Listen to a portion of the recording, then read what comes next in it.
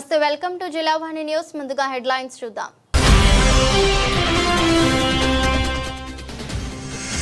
సంవిధాన హత్య కార్యక్రమంలో పాల్గొన్న ఆంధ్రప్రదేశ్ ముఖ్యమంత్రి 1975 జూన్ 25న భారతదేశ ప్రజాస్వామ్యాన్ని అపహాస్యం చేసిన రుజువు అని అభివర్ణించిన చంద్రబాబు.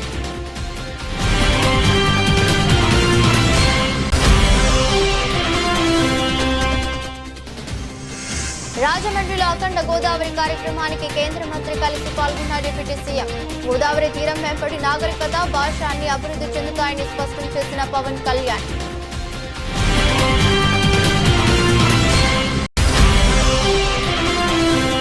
కూటమి ప్రభుత్వ పాలనపై వారి డబ్బాలు కొట్టుకుంటున్నారని ఎద్దేవా చేసిన మాజీ మంత్రి పేర్ని.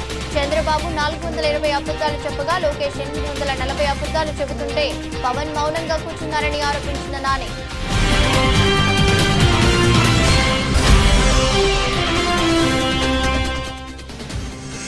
నిందితుల పట్టుకోవడం కోసం ప్రయాణంలో జరిగిన రోడ్డు ప్రమాదంలో ప్రాణాలు కోల్పోయిన పోలీసులు. కోదాడ వద్ద జరిగిన రోడ్డు ప్రమాదంలో అంబేద్కర్ కోనసీమ జిల్లా ఆలమూరు ఎస్ఐ ఎం అశోక్ కానిస్టేబుల్ మృతి. 1975లో భారతదేశంలో అప్పటి ప్రధాని ఇందిరాగాంధీ విధించిన ఎమర్జెన్సీకి 50 ఏళ్లు పూర్తయిన సందర్భంగా నిర్వహించిన సంవిధాన్ హత్య దివస్ కార్యక్రమం జరిగింది. ఆంధ్రప్రదేశ్ ముఖ్యమంత్రి చంద్రబాబు నాయుడు కార్యక్రమంలో పాల్గొని మాట్లాడుతూ 1975 జూన్ 25న భారతదేశ ప్రజాస్వామ్యాన్ని అపహాస్యం చేసిన రోజని అభివర్ణించారు. సమయంలో విధించిన ఎమర్జెన్సీ పాలన, అలాగే వైఎస్ఆర్సీపీ హయాంలో జరిగిన పాలన రెండూ కూడా ప్రజలకు ఒక కేస్ స్టడీ లాంటివని, పాలన ఎలా ఉండకూడదో అవి చూపిస్తాయని ఆయన పేర్కొన్నారు. కందుల దుర్గేశం గారు, సహచర మంత్రివర్గ సభ్యులు సత్యకుమార్ యాదవ్ గారు, గౌరవ పార్లమెంట్ సభ్యులు కేసీఎన్ చిన్ని గారు, గౌరవ శాసనసభ్యులు బోండా ఉమామహేశ్వరరావు గారు, కొలికపూడి శ్రీనివాసరావు గారు, వేదిక పైనున్న టూరిజం సెక్రటరీ జైన్ గారు, జిల్లా కలెక్టర్ గారు, ఈ కార్యక్రమానికి చేసినటువంటి సోదరి సోదరులందరికీ నమస్కారం, అభినందనలు, శుభాభినందనలు. ఈరోజు మనందరం కూడా సంవిధాన్ హత్య దివస్, ఎమర్జెన్సీకి 50 ఏళ్లు. 50 సంవత్సరాల ముందు జరిగిన సంఘటన మనం అందరం కూడా ఒకసారి నెమరు వేసుకుని మళ్లీ ప్రజాస్వామ్యం పట్ల మన విశ్వాసాన్ని పెంచుకోవడం కోసం ఏర్పాటు చేసిన కార్యక్రమం. భారతదేశం అతిపెద్ద ప్రజాస్వామ్యం, 146 కోట్ల జనాభా. భారతదేశానికి స్వాతంత్రం వచ్చి 78 సంవత్సరాలైంది. 8 దశాబ్దాల ప్రయాణంలో దేశంలో ఎన్నో మలుపులు చూసింది, ఎన్నో సవాళ్లు ఎదుర్కొంది, ఎన్నో విజయాలు సాధించింది. కానీ ప్రజాస్వామ్యాన్ని కాపాడుకున్న ఏకైక దేశం భారతదేశం అని చెప్పి మరొక్కసారి మీ అందరికీ విజ్ఞప్తి చేస్తున్నాం. అయితే ఈ వెలుగులు ఒకసారి చూసిన తర్వాత ఏదైతే ఎమర్జెన్సీ రోజు ఒక చీకటి, ఇప్పుడే సమరం గారు చెప్పారు. వారు చెప్పినప్పుడు వారి అనుభవాలతో ఏం జరిగాయో కొన్ని విషయాలు చెప్పారు. అదే మరి నారాయణరావు గారు కూడా కొన్ని విషయాలు మనకు చెప్పారు. ఇక్కడుండే నాయకులు కూడా అనేక విషయాలు చెప్పడం జరిగింది. అయితే ఒక్కొక్కసారి మనం చెడును మరిచిపోయి మంచిని మళ్లీ గుర్తుపెట్టుకునే పరిస్థితి లేకపోతే అలాంటి పరిస్థితులు మళ్ళా పునరావృతమయ్యే పరిస్థితి వస్తుంది. దాని పట్ల ఎప్పుడు జాగ్రత్తగా ఉండాలి. గతం ఎప్పుడు కూడా మనం మర్చిపోకూడదు. మంచి రోజులనే కాదు, చీకటి రోజులు కూడా గుర్తుపెట్టుకోవాలి. అప్పుడే ఏది మంచి ఏది చెడు అనేదానికి మనకు అర్థమవుతుంది. ముఖ్యంగా రాజకీయాల్లో ఉండే మాలాంటి వాళ్ళు, ప్రజా జీవితంలో ఉన్న ఎలాంటి మేమందరం కూడా ఒక బాధ్యతతో ఉండి భావితరాలకు మంచిని అందించవలసిన బాధ్యత మా అందరిపైన ఉంది.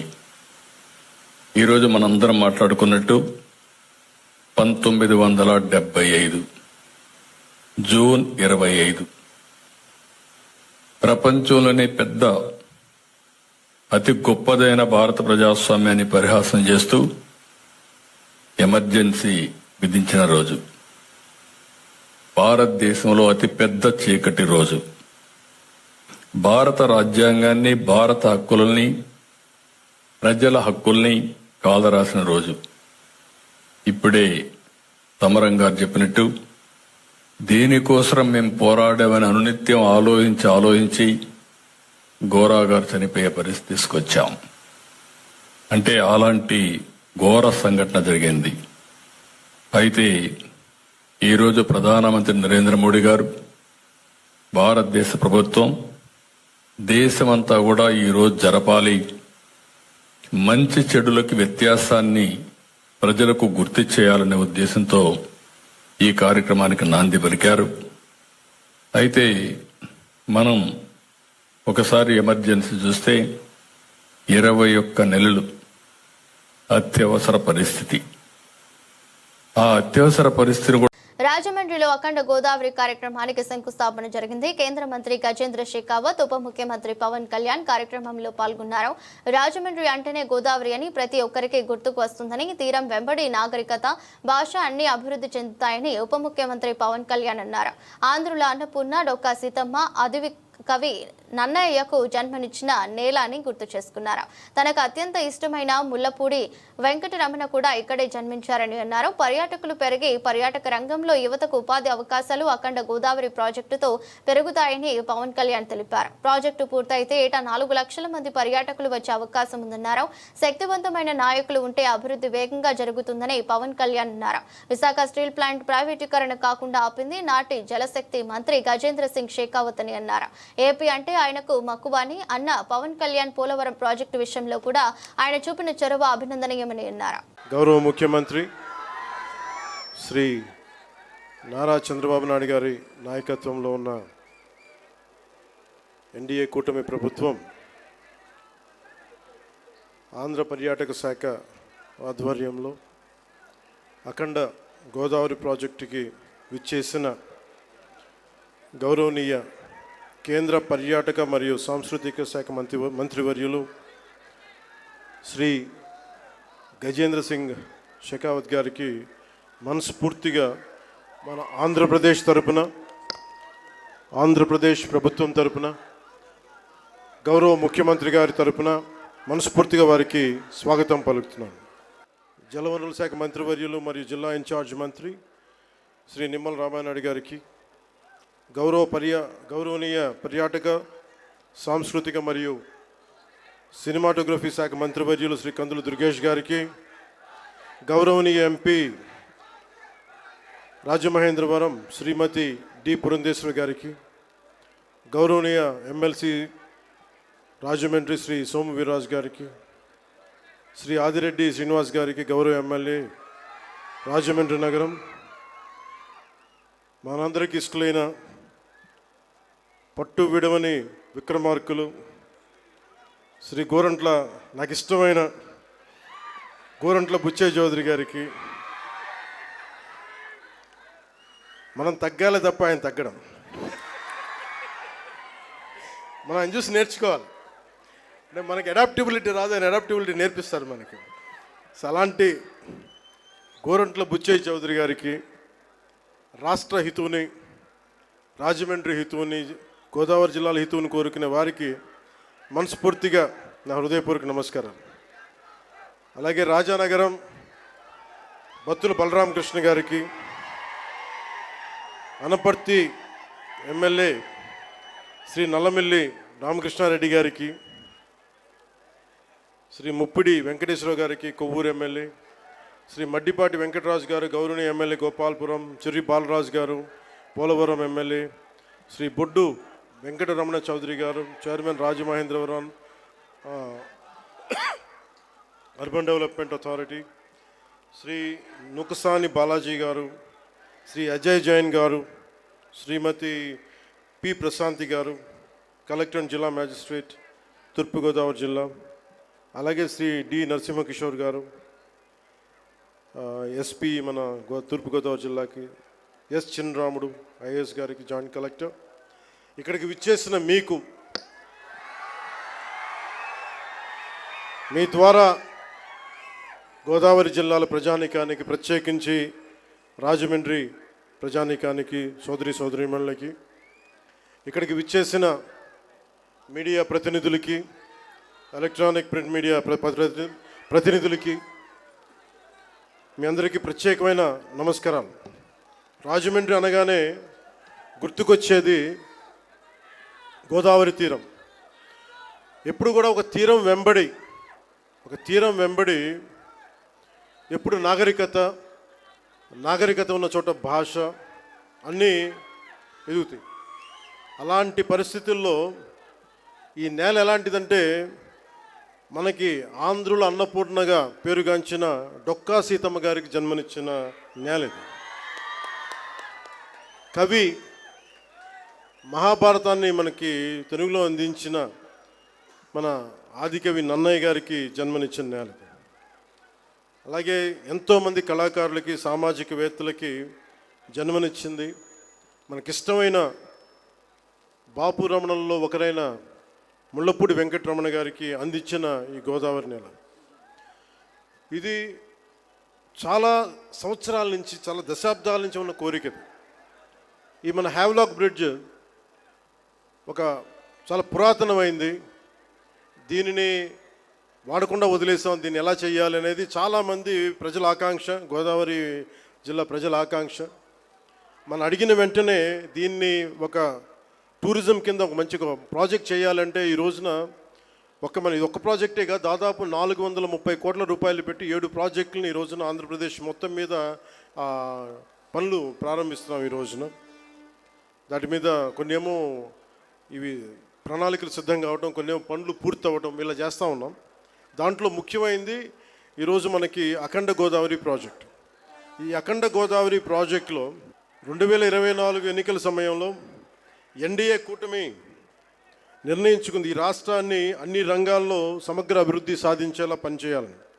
దాంట్లో భాగంగానే గౌరవ ముఖ్యమంత్రి శ్రీ నారా చంద్రబాబు నాయుడు గారు ఆ రోజు మేమందరం కూటమి భాగస్వాములు అందరూ అనుకొని ప్రతిదీ కూడా కూటమి ప్రభుత్వ పాలనపై వారే డబ్బాలు కొట్టుకుంటున్నారు. ఈ కూటమి సమావేశంలో సంవత్సర కాలం పాలన, రానున్న రోజుల్లో ఏం చేస్తారో చెప్పారని అందరూ ఊహించారు. కానీ సొంత డబ్బా కొట్టుకోవడం, జగన్ ని తిట్టడానికే సమావేశం జరిపారని దుయ్యబట్టారు. చంద్రబాబు 420 అబద్ధాలు చెప్పగా లోకేష్ 840 అబద్ధాలు చెప్పారు. కానీ పవన్ కళ్యాణ్ కళ్ళు మూసుకొని కూర్చున్నారని సెటైర్లు వేశారు. కూటమి నేతలు మీటింగులో స్నాక్స్ కి లక్షలు ఖర్చు చేశారు. మా హయాంలో జరిగిన అభివృద్ధిపై చంద్రబాబు, లోకేష్ తప్పుడు మాటలు మాట్లాడారు. చంద్రబాబు, జగన్ పాలనలో ఎవరిది సుపరిపాలనో మాతో చర్చించే దమ్ము ఉందానే సవాల్ విసిరారు. ఎవరి హయాంలో ఆర్థిక స్థితిగతులు ఎలా ఉన్నాయో చర్చించడానికి రెడీనా? ఈ సంవత్సర కాలంలోని 161,000 కోట్లు అప్పులను చంద్రబాబు చేశారు. మా హయాంలో జరగని దాన్ని కూడా జరిగినట్టు విష ప్రచారం చేశారు. అసెంబ్లీలో ఒక మాట, బయట ఇంకో మాట మాట్లాడటం వారికే చెల్లింది. జనాన్ని నమ్మించి మోసం చేసినందుకు చంద్రబాబుపై చీటింగ్ కేసు పెట్టాలని డిమాండ్ చేశారు. చంద్రబాబు నాయుడు గారు యథావిధిగా అలవాటు ప్రకారం 420 అబద్ధాలు చెప్తే కొడుకు లోకేష్ గారు 840 అబద్ధాలు చెప్పాడు. ఇంక మూడో ఆయన అయితే ఆయన రవితేజ గారి సినిమా ఏదో ఒకటి వచ్చింది. ఆయనకి హీరోకి కళ్ళు కనపడవు, ఏది కనపడినా ఏమో సార్ నాకు కనపడదు అంటాడు. అట్టా పవన్ కళ్యాణ్ గారు ఏదైనా సరే ఏమో సార్ నాకు కనపడదు, అంతా జగన్మోహన్ రెడ్డి కనపడుతున్నాడంటే మీటింగ్ చెప్తాడు ఆయన. ఇలా ముగ్గురు కలిసి ఏంటయ్యా అంటే సొంత డబ్బా, జగన్మోహన్ రెడ్డి గారిని బూతులు తిడతాం, జగన్ గారి వ్యక్తిత్వ హననం, వీళ్ళ సొంత డబ్బా. ఈ డబ్బా కొట్టుడికి మొత్తం ఎంత ఖర్చు అయిందయ్యా అంటే కోట్ల రూపాయలు ఖర్చు పెట్టారు. వాళ్ళు ఈ మీటింగ్కి వచ్చినటువంటి ఈ 100 మందో వీళ్ళ స్నాక్స్కే లక్షల్లో ఖర్చు అయిపోయిందని చెప్తున్నారు సచివాలయ ఉద్యోగులు. నిన్న సచివాలయానికి వెళ్తే ఇక దాంట్లో మొదలుపెట్టి వీళ్ళు ఏం చెప్తారా అంటే, ఇది మాట్లాడినటువంటి నారా చంద్రబాబు నాయుడు గారు, నారా లోకేష్ నాయుడు గారికి నేను ఛాలెంజ్ చేస్తున్నాను. మీరు ఇటువంటి తప్పుడు రాతలు రాసి తప్పుడు మాటలు మీ మీటింగ్లో మాట్లాడి మీకు ఎదురు కూర్చున్నాడు ఎవడు కూడా ఒక్కడు కూడా ఎదురు ప్రశ్న మిమ్మల్ని వేయని వారిని కూర్చోబెట్టుకుని ఈ ఊకదంపుడు ఉపన్యాసం చెప్పి ఇట్లాంటి తప్పుడు రాతలు రాసే కంటే మేము మిమ్మల్ని ఛాలెంజ్ చేస్తున్నా. 2014-19 లేదా 2019-24 లేదా 2024-2025 ఈ సంవత్సరానికి గాను డెట్ సస్టైనబిలిటీ ఏంటి, ఎవడి ప్రతాపం ఏంటి, ఎవడి స్థితిగతులు ఏంటి, మా పరిస్థితి ఏంటి, లేదా మీ డొల్లతనమా, లేదా మాది డొల్లతనమా, మీది గొప్పతనమా ఛాలెంజ్ చేస్తున్నాం. చంద్రబాబు నాయుడు గారు వస్తారా, లోకేష్ నాయుడు గారు వస్తారా? నెట్ బారోయింగ్ సీలింగ్ అంటే రిడక్షన్ ఫ్రమ్ ఎన్బిసి అనే ఒక సర్దుబాటు, ఈ సర్దుబాటు మూలంగా మీరు చేసినటువంటి పాపాల్లో ఉన్నటువంటి 17,000 కోట్ల రూపాయలని పరిమితికి మించి చేసిన అప్పుని 2022-23లో సర్దుబాటు చేయటం వల్ల అప్పు తీసుకునేటువంటి వెసులుబాటు సన్నగిల్లింది తప్పితే ఏ రోజు కూడా ప్రభుత్వం నుంచి చెల్లింపులు చెల్లించడంలో కానీ లేదా రాష్ట్ర ఆర్థిక పరపతి సన్నగిల్లటం కానీ జగన్మోహన్ రెడ్డి గారు ఎప్పుడూ కూడా మీ ప్రభుత్వం కంటే ఆర్థిక స్థితిగతి మెరుగుగానే పరిపాలన చేశాడు. మీకంటే కుర్రవాడు, మీకంటే అనుభవంలో తక్కువవాడైనప్పటికీ కూడా ఆర్థిక స్థితిగతులు, ఫిస్కల్ డిసిప్లిన్, ఆర్థిక క్రమశిక్షణ పాటించడంలో ఈ రాష్ట్రాన్ని ఆర్థిక పరిస్థితుల దృష్ట్యా లేదా ఆర్థికంగా నిలబెట్టడంలో, ప్రత్యక్ష పన్నుల వసూళ్లలో కానీ లేదా బ్యాంకులకి ప్రభుత్వం జమ చేయాల్సినటువంటి చెల్లింపుల్లో కానీ ప్రతి దాంట్లో జీడిపి తీసుకున్నా ఏది తీసుకున్నా కూడా మీ ప్రభుత్వం కంటే, మీ 6 ఏళ్ల ప్రభుత్వంతో పోల్చుకుని మా 5 ఏళ్ల ప్రభుత్వం, మీరు 14-19 లేదా 24-25 లేదా జగన్మోహన్ రెడ్డి గారి యొక్క 19-24 మధ్య ఈ 6 ఏళ్ళ లేకపోతే ఆ 5 ఏళ్ళు ఈ 5 ఏళ్ళ 6 ఏళ్ళు 5 ఏళ్ళ మీ ఇష్టం. ఎన్నికల ముందు 14 లక్షల కోట్లు అప్పు తెచ్చాడు జగన్మోహన్ రెడ్డి గారు అని చెప్పారు. అసలు ఆర్థిక స్థితిగతులు మీరు అసెంబ్లీలో ఇచ్చారు. మీ ఆర్థిక మంత్రి అసెంబ్లీలో తన నోటితో చదివాడు, ఇది రికార్డులో ఉంది. ఏముంది? 2014 సంవత్సరానికి అంటే ఆంధ్రప్రదేశ్ రాష్ట్రం విడి తెలంగాణ ఆంధ్రప్రదేశ్ కింద అవిభాజ్య రాష్ట్రం నుంచి విభజిత రాష్ట్రంగా ఆంధ్రప్రదేశ్గా ఉండేప్పటికీ 1,40,717 కోట్ల రూపాయలు మొత్తం అప్పుగా ఉంటే 2019 మార్చి 31 నాటికి ఈ రాష్ట్రం యొక్క అప్పు 3,90,247 కోట్లు అంటే పాత 1,40,000. అంబేద్కర్ కోనసీమ జిల్లా ఆలమూరు ఎస్ఐ ఎం అశోక్ రోడ్డు ప్రమాదంలో మృతి చెందారు. గంజాయి కేసుకు సంబంధించి నిందితుల కోసం కానిస్టేబుల్స్ తో కలిసి కారులో హైదరాబాద్ వెళ్తుండగా కోదాడ వద్ద గురువారం తెల్లవారుజామున రోడ్డు ప్రమాదానికి గురయ్యారు. ఎస్ఐ అశోక్ తో పాటుగా కానిస్టేబుల్ బ్లెస్సన్ జీవన్ అక్కడికక్కడే మృతి చెందారు. తలకి బలమైన గాయాలు తగిలి ఆసుపత్రిలో చికిత్స పొందుతున్న మరో కానిస్టేబుల్ స్వామి, డ్రైవర్ రమేష్ ఇద్దరి పరిస్థితి విషమంగా ఉన్నట్లు సమాచారం.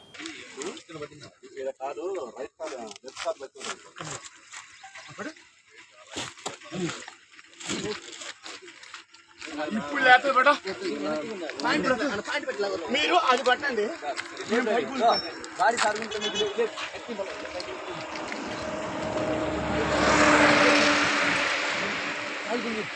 ప్రతిపాడు నియోజకవర్గ వ్యాప్తంగా సుమారు 2,28,00,000 రూపాయల వ్యయంతో సాగునీటి కాలువల పూడికతీత మరమ్మతులకు పనులకు శ్రీకారం చుట్టామని ఎమ్మెల్యే వరపుల సత్యప్రభ తెలిపారు.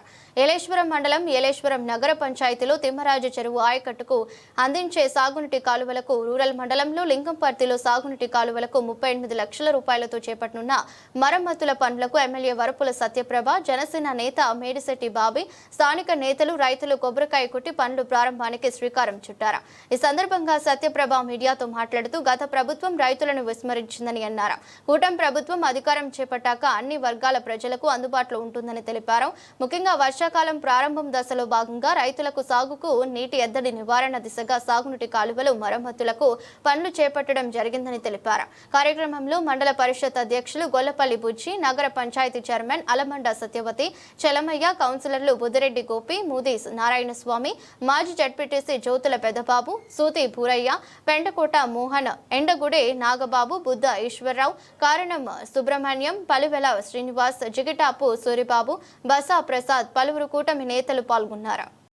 నియోజకవర్గంలోనే రైతులకు ఇబ్బంది లేకుండా ఈ పూడికతీత పనులు అన్నది ప్రారంభించడం జరిగింది. గత ప్రభుత్వంలో ఎక్కడా కూడా చిన్నది కూడా పూడికతీతనం చేయలేదు. రైతులు ఎంతో ఇబ్బందులు పడి వ్యవసాయం చేయాలంటేనే భయపడేవారు. మేము గత సంవత్సరం కూడా మా ప్రభుత్వం, కూటమి ప్రభుత్వం అధికారంలోకి రాగానే మేము గత సంవత్సరం కూడా ఈ పూడికతీత పనులు ప్రారంభించాము. దానివల్ల వర్షాలు కూడా బాగా పడడం వల్ల రైతులు చాలా సంతోషంగా వ్యవసాయంలో మరి పంట ఎక్కువ పంట పండించుకునే అవకాశం కలిగింది. అదేవిధంగా ఈ సంవత్సరం కూడా మా ప్రతిపాడు నియోజకవర్గానికి సంబంధించి నియోజకవర్గ స్థాయిలో దాదాపు 2,28,00,000 వర్కులు అనేవి శాంక్షన్ చేయించాము. అందులో భాగంగా ఈరోజు మనం ఏలేశ్వరం సంబంధించి తిమ్మరాజు చెరువు నుంచి దగ్గర వివిధ కాలువలు పూడికతీత డీసిల్టింగ్ నిమిత్తం 38 లక్షల రూపాయలు శాంక్షన్ అవ్వడం జరిగింది. అందులో భాగంగా ఇందాక మేము లింగంపర్తిలో ప్రారంభించడం జరిగింది. ఇక్కడ ఏలేశ్వరం టౌన్ నగర పంచాయతీలో కూడా ఈ కాలువలు, అలాగే నియోజకవర్గ స్థాయిలో కూడా సుబ్బారెడ్డి సాగర్ సంబంధించి అన్ని కాలువలకు, అన్ని పంట కాలువలకు డీసిల్టింగ్కి 66 లక్షల రూపాయలు, శంఖవరం మండలానికి చెరువుల మరమ్మతులకి మొత్తం 33 లక్షల రూపాయలు, ఏలేశ్వరంలో చెరువుల మరమ్మతుకి 10,87,000 రూపాయలు, పుష్కర కాలువ కూడా డీసిల్టింగ్కి 80 లక్షల రూపాయలు శాంక్షన్ అవ్వడం జరిగింది. నిజంగా కూటమి ప్రభుత్వం ఏర్పడిన తర్వాత వ్యవసాయ రంగానికి మా కూటమి నాయకులు ఎంతో వ్యవసాయ రంగం మీద దృష్టి పెట్టి రైతులు ఇబ్బంది పడకూడదు, వారికి చేసుకునే వ్యవసాయంలో సులువుగానే ముందుకు వెళ్ళాలి, ఎటువంటి ఇబ్బంది కలగకూడదని వారికి ఒక్కొక్కటిగా చర్యలు తీసుకోవడం జరిగింది. అందులో భాగంగానే డీసిల్టింగ్. దీనివల్ల రాబోయే కాలంలో ఈ పంట కాలంలో ఈ కాలువల మరమ్మతులు, ఈ డీసిల్టింగ్ పనులు చేయడం వల్ల వారికి సమృద్ధిగా నీరు అందించి ప్రతి ఎకరాకు నీరు అందించాలన్నదే మా లక్ష్యం. రాబోయే కాలంలో కూడా ఈ రైతులకు అండదండగా ఉంటాం. మా కూటమి ప్రభుత్వం తరఫున సందర్భంగా తెలియజేస్తాం. ఎన్టీఆర్ జిల్లా విజయవాడ పశ్చిమ నియోజకవర్గ శాసనసభ్యులు ఎలమంచిలి సత్యనారాయణ అలియా సుజనా చౌదరి తన సతీమణి పద్మజ, కుమారుడు కార్తిక్, కూతురు చాందని, అల్లుడు వర్ధన్ కుటుంబ సభ్యులతో కలిసి తిరుమల శ్రీవారిని దర్శించుకున్నారు. వారికి టీటీడీ చైర్మన్ బిఆర్ నాయుడు స్వాగతం పలికారు. దర్శనం అనంతరం పండితులు ఆశీర్వచనం చేసి స్వామివారి తీర్థ ప్రసాదాలను, శేష వస్త్రాన్ని ఎమ్మెల్యే సుజనాకు అందజేశారు. రాష్ట్ర ప్రజలందరూ ఆయురారోగ్యాలతో ఉండాలని, అందరూ బాగుండాలని, అందరితో పాటు తమ కుటుంబం ఉండాలని స్వామివారిని కోరుకున్నట్లు ఎమ్మెల్యే సుజనా చౌదరి తెలిపారు. ఈ సందర్భంగా సుజనా మాట్లాడుతూ మే నెలలో ప్రమాదవశాత్తు గాయపడగా కుడి భుజానికి శస్త్రచికిత్స జరిగిందని, స్వామివారి ఆశీస్సులతో కోలుకున్నారన్నారు. ప్రజా సేవలో నిమగ్నమైన తనకు శ్రీవారి ఆశీస్సులు ఉండాలని, రాష్ట్ర ప్రజలందరితో పాటు తమ పశ్చిమ నియోజకవర్గ ప్రజానికం ఆయురారోగ్యాలతో సుఖ సంతోషాలతో ఉండాలని స్వామివారిని కోరుకున్నట్లు తెలిపారు. తిరుమలలో ఏర్పాట్లు బాగున్నాయని ఎమ్మెల్యే సుజనా చౌదరి అన్నారు. ముఖ్యంగా లడ్డు, అన్నప్రసాదం నాణ్యత పెరిగిందన్నారు. భక్తులకు మెరుగైన సౌకర్యాలు కల్పించేందుకు టీటీడీ కృషి చేస్తుందని సుజనా తెలిపారు. ఏడుకొండల వెంకటేశ్వర స్వామి గారి దర్శనం గురించి నాకు ముఖ్యంగా ఏంటంటే, ఈ మధ్య ఒక చిన్న యాక్సిడెంట్ అయ్యి చేయి ఫ్రాక్చర్ అయింది. ఆ తర్వాత మళ్ళీ యాక్టివిటీ స్టార్ట్ చేసే ముందు డెఫినెట్గా భగవంతుడి దర్శనం చేసుకొని ఆశీర్వాదాలు తీసుకొని బయలుదేరాలనే ఉద్దేశంతో వచ్చాను. ప్రజానీకం అంతా బాగుండాలి, అందులో మేము కూడా ఉండాలి అని చెప్పి, ఇంకా ప్రభుత్వం ప్రజలకు బాగా సేవా కార్యక్రమాల్లో ఇంకా బాగా చేయాలని చెప్పి కోరుకున్నాను. ఆలయ ప్రాంగణం చూస్తే మాత్రం నాకు చాలా సంతోషంగా ఉంది. ప్రసాదాల దగ్గర నుంచి కూడా ఇంప్రూవ్మెంట్ కళ్ళకు కట్టినట్టుగా కనపడింది. ఆ విషయం మేనేజ్మెంట్కి కూడా నా అభినందనలు. ఆ భగవంతుడు ఆశీస్సుతో ఇంకా బాగా చేయాలని కోరుకుంటున్నాను. కార్పొరేట్ కు దేశ సంపదను దోచిపెట్టడమే లక్ష్యంగా ప్రధాని మోదీ పాలన చేస్తున్నారని CPI liberation party polit bureau సభ్యులు వి శంకర్ అన్నారు. కాకినాడ జిల్లా ప్రతిపాడులో లిబరేషన్ పార్టీ విస్తృత స్థాయి సమావేశం ఆ పార్టీ రాష్ట్ర కార్యదర్శి బుగుతా బంగారాజు అధ్యక్షతన ఏర్పాటు చేశారు. కార్యక్రమానికి ముఖ్య అతిథిగా శంకర్ హాజరయ్యారు. సందర్భంగా ఆయన మాట్లాడుతూ దేశవ్యాప్తంగా జరుగుతున్న పలు అంశాలపై మీడియాతో మాట్లాడారు. కార్యక్రమంలో జాతీయ కౌన్సిల్ సభ్యులు ఉదయ్ కిరణ్, రాష్ట్ర కార్యదర్శి జి సత్యనారాయణ, వ్యవసాయ గ్రామీణ జిల్లా కార్యదర్శి మానుకొండ లచ్చబాబు, రేచుకంట్ల సింహాచలం పాల్గొన్నారు. You know very well that America has already bombed Iran, and unnecessarily America is trying to create a war tension in the country.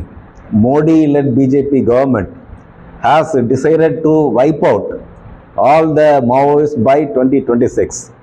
It is not just a call against Maoists, but against the tribal people who are fighting for their rights over the forest. And also you can say that the Land Rights Act is being violated, and the Modi government is planning to hand over the entire Dandakaranya forest region to the corporate companies led by Adani.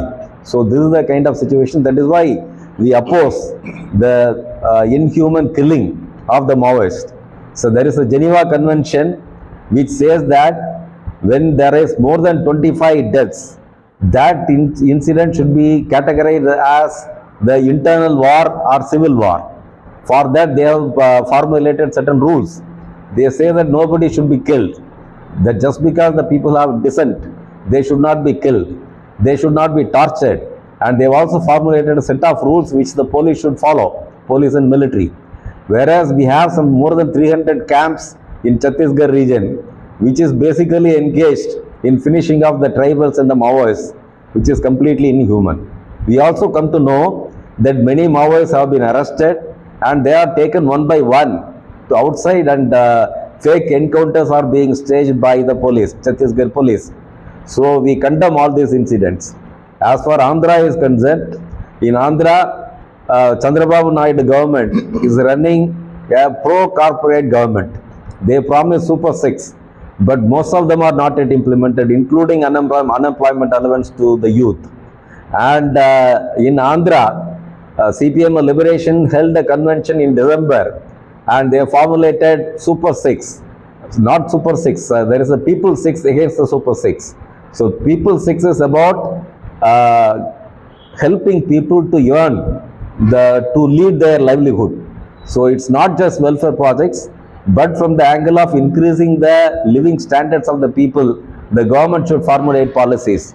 Rather, the Chandrababu Naidu government is only making the people kind of a beggars before the government, which we condemn. And we are organizing a campaign all over the state, to implement the People 6 demands, which includes unemployment allowance, education, health, and the people affected by NREGA, microfinance, and also we are raising the demand of issuing pattas to the pattaless people, land to the landless, and house to the houseless people. So based on these demands, we are organizing a state level campaign all over the Andhra Pradesh, and then it will be culminated in a major struggle very soon in Vijayawada. మరి ఈరోజు పత్తిపాడు మండలంలో విస్తృత కార్యకర్తల సమావేశం జరిగింది. ఈ సమావేశానికి మా పార్టీ పొలిట్ బ్యూరో సభ్యులు శంకర్ గారు, నేను, ఇంకా ఇతర కామ్రేడ్స్ హాజరయ్యి ఇక్కడంతా కూడా మరి రాష్ట్రంలో జరుగుతున్నటువంటి ఈ యొక్క సమస్యల మీద డిస్కస్ చేసి ఈ ప్రాంతంలో పార్టీని బలోపేతం చేయడానికి మరి కొన్ని ప్లానింగ్లు అవి కూడా చేయడం జరిగింది. ప్రధానంగా మరి చంద్రబాబు నాయుడు సంవత్సర పాలన ఏదైతే ఉన్నదో ఈ పాలనలో మేము చాలా మంచి చేసామని చెప్పేసి వాళ్ళు చెప్తూ ఉన్నారు. కోట్ల రూపాయలు మేము ఖర్చు పెట్టాం డెవలప్మెంట్కి అని చెప్పి వాళ్ళు అంటూ ఉన్నారు. కానీ వాళ్ళు ఖర్చు పెట్టిన ఖర్చు లేకపోతే వాళ్ళు వేసినటువంటివన్నీ కూడా ఎక్కడా కూడా పిల్లలకు ఉద్యోగాలు ఇచ్చినటువంటి పాపాన బాగలేదు. నిరుద్యోగ సమస్యను పరిష్కారం చేయడం కోసం వాళ్ళు ముందు డిఎస్సి తీశారు, తర్వాత పోలీసు రిక్రూట్మెంట్ అన్నారు. కానీ అవి ఏవైతే ఉన్నాయో కేవలం కాగితాలకే పరిమితం అయ్యి తెప్పించి ప్రాక్టికల్గా మట్టి మాత్రం వాటిలో ఏదైతే ఉన్నదో వాళ్ళు వాయిదాలు వేసుకుంటూ వస్తూ ఉన్నారు. అట్లాగే నేను అధికారంలోకి వచ్చిన వెంటనే మొత్తం ప్రతి సంవత్సరం 2 లక్షల ఉద్యోగాలు ఇస్తానని చెప్పి అన్నాడు. కానీ ఇప్పుడు వచ్చి ఎవరికి కూడా ఇక్కడ కూడా రిక్రూట్మెంట్ లేదు. అట్లాగే నిరుద్యోగ భృతి ఇస్తానన్నాడు, ఆ నిరుద్యోగ భృతి కూడా లేదు. అట్లాగే గ్రామీణ ప్రాంతాల్లో యువకులు, డిగ్రీలు చేసినటువంటి యువకులు మొత్తం ఇవాళ ఆటోలు తోలుకోవడం, లేకపోతే భవన నిర్మాణ కార్మికులుగా పనులకు పోవడం, లేదా ఫ్యాక్టరీల దగ్గర ఏదైతే ఉందో వాళ్ళు మరి హోమ్ గార్డులు, సెక్యూరిటీ గార్డులుగా మొత్తం ఏదైతే ఉందో చేస్తున్నటువంటి పరిస్థితి. అందుచేత ఈ రకంగా ఉన్నటువంటి ఈ పరిస్థితుల్లో ఖచ్చితంగా దీనికి సంబంధించి యువకులందరికీ కూడా పని కల్పించాలనేటువంటి డిమాండ్ ఏదైతే ఉందో రాష్ట్ర వ్యాప్తంగా మేము తీసుకొని మరి ముందుకెళ్ళడం జరుగుతోంది. నిరుద్యోగ భృతి ఇవ్వాలని చెప్పేసి మేము ఈ ప్రభుత్వం డిమాండ్ చేయడానికి ఇచ్చేస్తూ ఉన్నాం. అట్లాగే గతంలో మైక్రో ఫైనాన్సుల ద్వారా మొత్తం మహిళలకి అందరికీ కూడా మొత్తం అప్పులు ఇచ్చి ఒకరికొకరు లింకులు పెట్టి ఆ రకంగా మొత్తం ఏదైతే ఉందో ప్రెషర్ చేయడం జరిగింది. కానీ ఆ మైక్రో ఫైనాన్సులు ఏదైతే ఉన్నదో ఇవాళ చాలా కష్టమైనటువంటి పరిస్థితుల్లో ఉన్నాయి. ఏం చేద్దంటే పనులు లేవు, గ్రామాల్లో పనులు లేవు, వాళ్ళు వలసలు పోతూ ఉన్నారు. వలసలు పోయి అక్కడ సంపాదించిన డబ్బులన్నీ కూడా ఈ మైక్రో ఫైనాన్స్ కట్టబోలేకి వాళ్ళ యొక్క జీవితం అంతా కూడా సరిపోతూ ఉంది. అందుచేత మేము ఖచ్చితంగా మేము చెప్పేది ఏంటంటే, మా సిపిఎంఎల్ లిబరేషన్ పార్టీగా మేము చెప్పదలుచుకున్నది ఏంటంటే, గ్రామాల్లో మైక్రో ఫైనాన్స్ సంస్థల్ని అలౌ చేయొద్దు, ప్రభుత్వ బ్యాంకులే వడ్డీ లేని రుణాలు ఇవ్వాలి అన్నటువంటి డిమాండ్తో రాష్ట్ర వ్యాప్తంగా కూడా ఉద్యమం చేపట్టాలని చెప్పేసి మేము అనుకుంటూ ఉన్నాం. అట్లాగే ఇంకా మనం చూసినట్లయితే వ్యవసాయ కూలీలకు సంబంధించి మరి జాతీయ ఉపాధి హామీ చట్టంలో 14 రోజులకి ఏదైతే ఉందో వాళ్ళు పేమెంట్లు ఇవ్వాలి. కానీ 14 రోజులు సరిగ్గా 2 నెలలైనా సరే పేమెంట్లు రాని పరిస్థితి ఇవాళ చాలా గ్రామాల్లో మనం చూస్తూ ఉన్నాం. అలాగే కనీసం మినిమం వేజ్ ఇవ్వాలి వాళ్ళకి, కనీసం మినిమం వేజ్ కూడా వాళ్ళు ఇవ్వటం లేదు. అలాగే మా డిమాండ్ ఏంటంటే 200 రోజులు పని కల్పించాలి, 600 రూపాయలు వేతనం కల్పించాలనే డిమాండ్ని ప్రధానంగా తీసుకున్నాం. అలాగే గతంలో జగన్ ప్రభుత్వం ఉన్నప్పుడు మరి అందరికీ ఇళ్ల స్థలాలు ఇస్తామని చెప్పారని అప్పుడు రాజకీయం చేయడం అనేది జరిగింది. ఇప్పుడు దానికి సంబంధించి ఏదైతే ఉందో చాలా చోట్ల మేము కొన్నాము అని చెప్పి అంటూ ఉన్నది తప్పించి చాలా చోట్ల వాళ్ళు పంపిణీ అన్నది జరగలేదు. అందుచేత వాళ్ళు కొనుగోలు చేసినటువంటి భూములు ఏదైతే ఉన్నదో పల్లెటూరులో ఖచ్చితంగా 2 సెంట్ల భూమి ఏదైతే ఉన్నదో మామూలుగా 3 సెంట్ల భూమి ఏదైతే ఉందో వాళ్ళకి ఇవ్వాలి. ఆ రకంగా ఇళ్ల స్థలాలకు ఏదైతే ఉన్నదో రాష్ట్ర వ్యాప్తంగా మేము ఉద్యమం చేపడతా ఉన్నాం. అలాగే పేదలు అనేక చోట్ల ఏదైతే ఉందో బంజరు భూములు, అట్లాగే అడవి బంజరు భూములు, ఈ గవర్నమెంట్ బంజరు భూములు అన్నీ కూడా సాగు చేసుకుంటూ ఉన్నారు. ఇవన్నింటికి కూడా ప్రభుత్వం హక్కులు కల్పించవలసిన బాధ్యత ఉంది. ఆ రకంగా కాకుండా వాళ్ళు ఆ భూముల్లోనే అనేక రకాలుగా పెద్ద పెద్ద కంపెనీలకు ఏదైతే ఉందో లీజులకు ఇచ్చి పని మీద ఉన్నారు. దీన్ని మేము వ్యతిరేకిస్తూ ఆంధ్రప్రదేశ్ ముఖ్యమంత్రి నారా చంద్రబాబు నాయుడు, ఉప ముఖ్యమంత్రి పవన్ కళ్యాణ్ ఆదేశాల మేరకు అనకాపల్లి జిల్లా ఎలమంచిలి డిగ్రీ కాలేజ్ గ్రౌండ్ నందు అంతర్జాతీయ మాదక ద్రవ్య దుర్యోగం మరియు అక్రమ రవాణా వ్యతిరేక దినోత్సవం భాగంగా డ్రగ్స్ రహిత ఆంధ్రప్రదేశ్ లక్ష్యంగా అవగాహన సభ ఎలమంచిలి శాసనసభ్యులు సుందర్ విజయ్ కుమార్ ప్రసంగించారు. కార్యక్రమం అనకాపల్లి డీఎస్పీ విష్ణు స్వరూప్ ఆధ్వర్యంలో సిఐలు, ఎస్ఐ, పోలీస్ శాఖ సిబ్బంది, అంగన్వాడీ ఆశా, వివిధ విద్యాసంస్థల విద్యార్థులు, తల్లిదండ్రులు పెద్ద సంఖ్యలో పాల్గొన్నారు. ఈ సందర్భంగా ఎమ్మెల్యే విజయ్ కుమార్ మాట్లాడుతూ యువత, విద్యార్థులు మాదక ద్రవ్యాలకు బానిస కావద్దని, వాటి వలన మీ భవిష్యత్తు నాశనం అవుతుందని, మత్తు పదార్థాలు అమ్మినా వాడిని కఠిన చర్యలు తీసుకుంటామని తెలిపారు. అనంతరం డీఎస్పీ మాట్లాడుతూ మత్తు పదార్థాలు అమ్మిన వాడిన శిక్షలతో పాటు వారు సంపాదించిన డబ్బులు కూడా రిక్వైరీ చేస్తామని తెలిపారు. సభ అనంతరం ఎమ్మెల్యే మీడియాతో మాట్లాడారు. ఎలమంచిలి మెయిన్ రోడ్డుపై భారీ ర్యాలీ నిర్వహించారు. భాష్యం విద్యార్థులు డ్రగ్స్ తీసుకోవడం వల్ల జరిగే నష్టాన్ని దృశ్య రూపంలో ప్రదర్శించారు. చాలా భయంకరమైన పరిస్థితుల్లో ఈరోజు సమాజంలో ఉండటం జరుగుతోంది. దీన్ని పూర్తిగా, అందులో ముఖ్యంగా గాంజా ఆంధ్రప్రదేశ్లో, దీన్ని మన ముఖ్యమంత్రి గారు చంద్రబాబు నాయుడు గారు అలాగే పవన్ కళ్యాణ్ గారు చాలా సీరియస్గా తీసుకున్నారు. ఈ సంవత్సరం పాటు చాలా వరకు పర్సంటేజ్ తగ్గించడం జరిగింది. ఎక్కడ కూడా మేము వెనకాడకుండా దీన్ని అణగదొక్కే కార్యక్రమాన్ని ఈ సంవత్సరం పాటు తీసుకున్నాం. అయినా కూడా ప్రజల్లోంచి మార్పు రావాలి. కొంతమంది దీనికి బానిసలైన తర్వాత వాళ్ళని కూడా మేము ఐడెంటిఫై చేసి వాళ్ళని డీఅడిక్షన్ సెంటర్లకు పంపిస్తూ ఉన్నాం. ఎవరు అమ్మినా, ఎవరు వాడినా, ఎవరు ప్రోత్సహించినా చట్ట వ్యతిరేకం. వాళ్ళని ఎట్టి పరిస్థితుల్లో వదిలే ప్రసక్తి లేదు. ఈ గాంజా మీద మడమ తిప్పని మా పోరాటం కొనసాగుతూ ఉంది. ఈరోజు ఇంత పెద్ద ఎత్తున ఈ కార్యక్రమాన్ని చేయడానికి ప్రజల్లో అవగాహన కుదర్చడమే. ఎట్టి పరిస్థితుల్లో ఇలాంటి అవగాహనలు ఎన్నైనా చేస్తాం. గాంజాని కానీ ఏ డ్రగ్స్ని కూడా మరి ఆంధ్రప్రదేశ్ కానీ భారతదేశంలో కూడా రానివ్వకుండా చేసుకునే బాధ్యత మాది, మా కూటమి ప్రభుత్వం, అలాగే ప్రజలందరిది. అందరికీ కూడా విజ్ఞప్తి చేస్తున్నాం. ఎట్టి పరిస్థితుల్లో మీ చుట్టుపక్కల ఏదైనా సరే ఇలాంటి కార్యక్రమం ఎక్కడైనా జరిగినా మీరు ప్రభుత్వం దృష్టికి, పోలీసు వారి దృష్టికి తీసుకురావాలని కోరుకుంటూ, ఈ ప్రపంచం మాదక ద్రవ్య రహిత ప్రపంచంగా అందరూ కూడా సుఖ సంతోషాలతో ఉండడమే మన మోడీ గారి ధ్యేయం. డెఫినెట్గా దీనికోసం మనం అహర్నిశలు అందరినీ కూడా మరి కేసులు పెడుతున్నాం. అలాగే దీనికోసం చట్టాలు చాలా స్ట్రాంగ్గా తీసుకుంటాం. దీనికి టీమ్స్ కూడా వేసాం. దీనికి పోలీస్ డిపార్ట్మెంట్లో సపరేట్గా ఒక టీమ్స్ ఉన్నాయి. ఆ టీమ్స్ ద్వారా కూడా చేస్తున్నాం. అలాగే ప్రతి పోలీస్ స్టేషన్లో SHOకి పూర్తి ఇన్ఫర్మేషన్ ఉంది. ఎవరెవరు వాడతారు, ఎవరు అమ్ముతున్నారు, ఎవరు ఏం చేస్తున్నారు అనేది వాటి ఇన్ఫర్మేషన్ మీద గత సంవత్సరం నుంచి పూర్తిగా వాళ్ళని అనేకమైన మరి కార్యక్రమాల ద్వారా వాళ్ళని పూర్తిగా దానికి దూరం చేయటం జరిగింది. పర్సంటేజ్ వైజ్గా మోర్ దెన్ 80-90% వరకు మేము సఫలీకృతం అయ్యాం.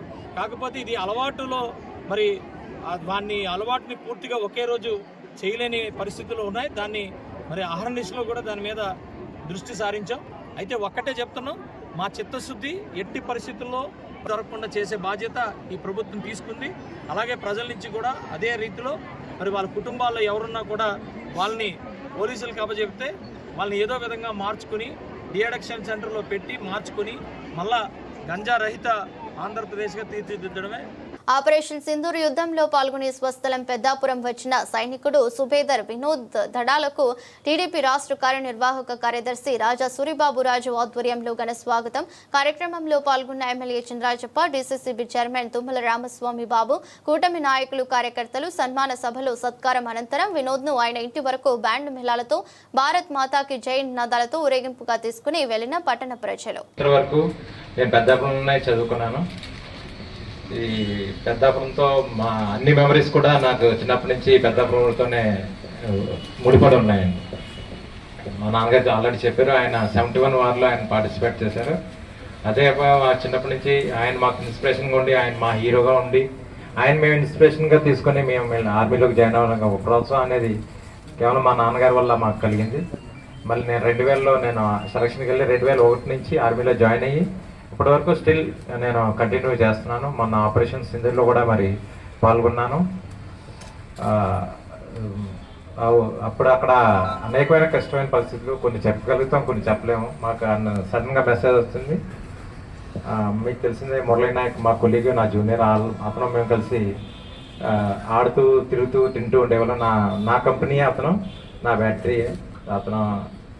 మేము ఒక పోస్ట్లో మేము ఫైర్ చేస్తుంటే అతను వేరే పక్కన ఒక 20 కిలోమీటర్ దూరంలో వేరే పోస్ట్లో ఉన్నారు. అనుకోని రీతిలో మరి శత్రువుల యొక్క దాడిలో మరి అతను చనిపోయాడు.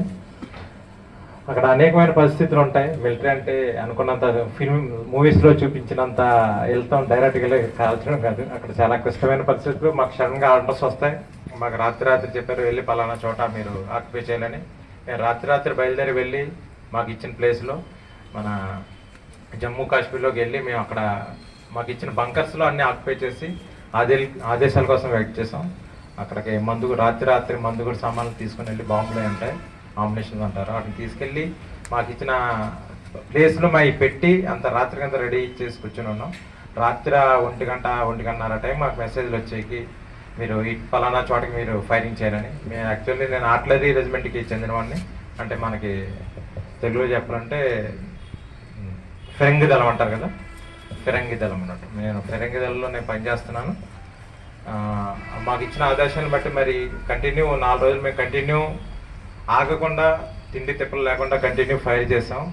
శత్రు యొక్క బంకర్లు, అనేక బంకర్లు మరి ధ్వంసం చేసాం. ఆ యొక్క పరిస్థితి తిండి ఉండదు, తిండి గురించి ఎవరో మనం ఆలోచించారు అనమాట. మేము ఉన్న ప్లేస్ నుంచి మేము ఎలాగే ఫైరింగ్ చేస్తున్నాం, అట్ ద సేమ్ టైం వాళ్ళు కూడా మా వైపు శత్రువుల యొక్క బాంబులు ఎన్నో వచ్చాయి. ఈ పరిస్థితిలో మరి మేము ఎంతో ధైర్యంగా ఉండి మా యూనిట్ తరఫు నుంచి మాకు ఎంతో సపోర్ట్ వచ్చింది. అట్ ద సేమ్ టైం ఆ పరిస్థితుల నుంచి తట్టుకొని ధైర్యంగా మరి అందరినీ కూడగట్టుకొని మరి శత్రువులకి మేము ఎదురు దెబ్బ అనేది కొట్టాము. అట్లాగే మన గవర్నమెంట్ వారు కూడా మాకు ఎంతగానో సపోర్ట్ చేశారు. ఆ టైం మొత్తం అంతా నా జీవితం అంతా ఒకటి. అట్లాగే మేము యుద్ధంలో పార్టిసిపేట్ చేసిన 4-5 రోజులు కూడా ఎంతోటి. రాత్రి వెళ్ళడం, రాత్రి మేము మందు కూడా సామాన్లు, మన ఆమ్యునేషన్ బాంబ్స్ అన్ని తీసుకుని వెళ్ళడం, ఆ ప్లేస్ తావరాల్లో పెట్టడం, అక్కడ మేము రేషన్ అయ్యి సెట్ చేసుకోవడం, ఫైర్ చేయడం అనేది ఏదో ఒక సైనికుడిగా ఆర్మీలో అందరూ చేస్తారు, కానీ ఈ ఆర్మీలో చేరిన తర్వాత యుద్ధంలో పాల్గొనడం అనేది ఒక సైనికుడి యొక్క అదృష్టం. నేను ఎంతో అదృష్టంగా భావిస్తున్నాను. నేనైతే భయపడలేదు. అది ఒక సైనికుడిగా ఎంతో గర్వించదగ్గ అనమాట. అట్లే మన గేమ్స్ అందరూ ఆడతారు, కానీ నేషనల్స్ ఇంటర్నేషనల్స్ ఆడతారు, అది కరెక్ట్ ప్లేయర్ అప్పుడు పిక్చర్లోకి వస్తారు. అట్ ద సేమ్ టైం అలాగే నేను కూడా యుద్ధంలో పార్టిసిపేట్ అయినా, ఆపరేషన్ సింధూర్లో ఉన్నాను కాబట్టి ఈరోజు మీకు అందరికీ తెలిసింది. దీన్ని కూడా ఎంతగానో సంతోషిస్తున్నాను. వార్తలు ముగించే ముందు మరోసారి హెడ్లైన్స్. సంవిధాన హత్య కార్యక్రమంలో పాల్గొన్న ఆంధ్రప్రదేశ్ ముఖ్యమంత్రి 1975 జూన్ 25న భారతదేశ ప్రజాస్వామ్యాన్ని అపహాస్యం చేసిన రుజువు అని అభివర్ణించిన చంద్రబాబు.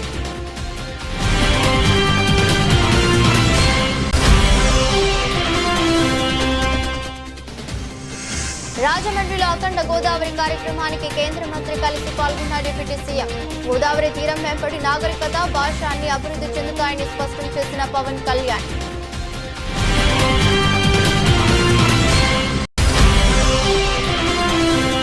కూటమి ప్రభుత్వ పాలనపై వారి డబ్బాలు కొట్టుకుంటున్నారని ఎద్దేవా చేసిన మాజీ మంత్రి పేర్ని. చంద్రబాబు 420 అబద్ధాలు చెప్పగా లోకేష్ 840 అబద్ధాలు చెబుతుంటే పవన్ మౌనంగా కూర్చున్నారని ఆరోపించిన నాని.